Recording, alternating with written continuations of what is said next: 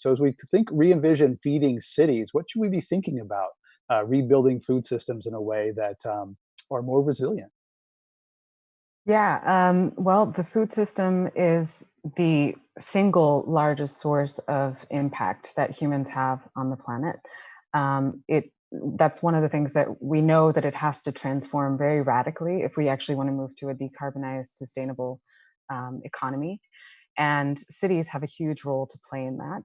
For one thing, we know that the food system currently occupies 38% of the surface of the planet. And if you take into account the parts of the earth that can support plant life, then it's 50%.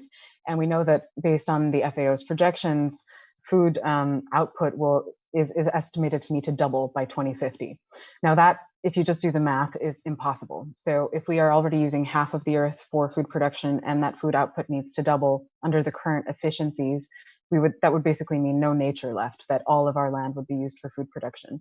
Another thing that's going on in the food system is that we're moving around huge amounts of resources, nutrients in particular. So we're extracting phosphorus and nitrogen from soils, and we're moving that into the cities. So cities are like these resource drains in a way that are sucking all these nutrients from their hinterlands and then processing them into waste, either food waste or human waste. And then a lot of that just gets flushed out into the environment and causes eutrophication or other issues. We're not recapturing what is actually a really valuable resource.